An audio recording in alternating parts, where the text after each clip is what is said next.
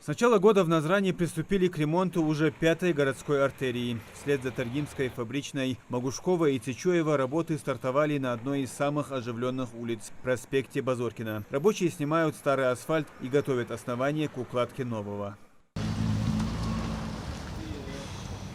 Всего строителям предстоит обновить 1200 метров дороги. Работы ведутся в рамках нацпроекта «Безопасные и качественные автомобильные дороги». Занимается ремонтом СКАТ-М. В планах завершить работы в течение месяца. Здесь расположено очень много социальных объектов. И так как проспект Базоркина является центром города Назрани, здесь находится и пенсионный фонд городской. Здесь находится и мэрия города Назрань, и центральный административный округ, и различные организации. Также дорога соединяет и новый район за каналом. Люди испытывали здесь некоторые трудности, сложности из-за того, что дорога была в ветхом состоянии.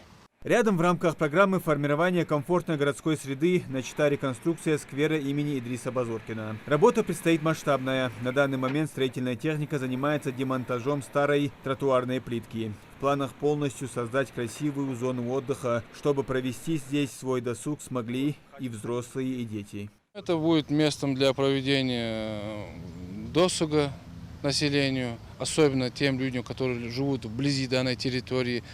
Как нам всем известно, здесь расположено очень много многоквартирных домов. Им будет куда прийти с детьми, посидеть, пообщаться и провести приятное время. Ведутся работы по данной программе по 3 территориям. Это улица Цичуева в Центральном административном округе, в районе центра КамАЗа. Это на Сыркорском административном округе ведутся работы по благоустройству сквера по улице Дидигова и 3-я территория, на которой мы сейчас находимся. При реконструкции сквера учитывается общий стиль города. После всех работ это место должно стать излюбленным у жителей Назрани. Планируется уложить брусчатку, обновить фонарные столбы, установить урны, скамейки, а также световые арки.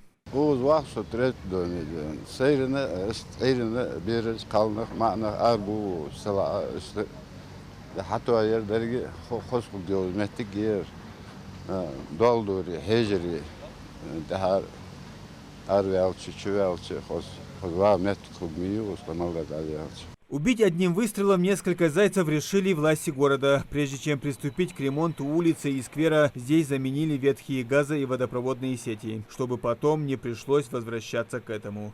Да, в целом это все было сделано специально синхронно, для того, чтобы больше не приходилось, больше мы не сталкивались с аварийными ситуациями, будь это газопровод, будь это водопровод, чтобы нам не приходилось проводить ремонтные дороги повторно по дорожному полотну. И по скверу, и по дороге, чтобы не приходилось нам разрушать то, что сделано уже новое.